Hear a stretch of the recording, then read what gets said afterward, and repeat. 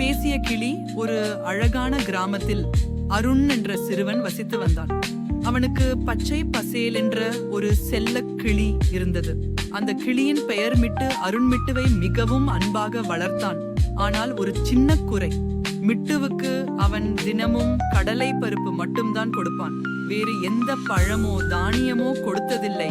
அருண் அவசரத்தில் இருப்பதால் கடலை பருப்பை போட்டுவிட்டு சாப்பிடு மிட்டுன்னு சொல்லிட்டு போய்விடுவான். மிட்டுவும் அதை சாப்பிட்டு விட்டு அமைதியாக இருக்கும். ஒரு நாள் அருண் பள்ளி முடிந்து வீட்டிற்கு வந்தான். மிட்டுவின் கூண்டருகே போனான். மிட்டு திடீரென்று தெளிவாக, அருண், எனக்கு இன்றைக்கு வேறு ஏதாவது புதுசா வேணும், தயவு செய்து எனக்கு ஒரு சிவப்பு ஆப்பிள் துண்டு கொடுப்பாயா என்று கேட்டது. அருண் ஆச்சரியத்தில் உறைந்து போனான். மிட்டு பேசுவது அவனுக்கு தெரியும். ஆனால் தனக்கு வேண்டிய உணவை அது கேட்பது இதுவே முதல் முறை. மிட்டு, நீ பேசுகிறாயா? உனக்கு ஆப்பிள் வேண்டுமா? கடலை பருப்பு பிடிக்கவில்லையா என்று கேட்டான் அருண்.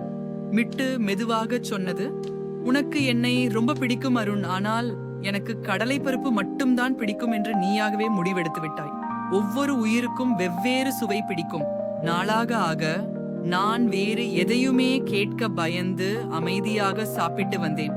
அருண் வெட்கி தலை குனிந்தான். தான் கிளியை நேசித்தாலும் அதன் விருப்பத்தை தெரிந்து கொள்ள முயற்சிக்கவில்லை என்பதை உணர்ந்தான். மிட்டு, என்னை மன்னித்து விடு.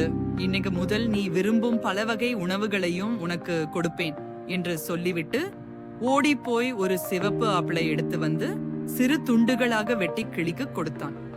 மிட்டு மகிழ்ச்சியாக ஆப்பிளை கொத்தி சாப்பிட்டது. அருண் அன்று முதல் தினமும் மிட்டுவுக்கு பழங்கள், பச்சை மிளகாய், விதவிதமான தானியங்கள் என்று பலவற்றை அன்போடு கொடுக்க ஆரம்பித்தான்.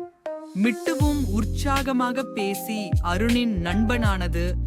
நீதி கருத்து, நாம் மற்றவர்களை நேசிப்பதுடன் அவர்களின் உண்மையான விருப்பங்களையும் தேவைகளையும் புரிந்து கொள்ள வேண்டும்.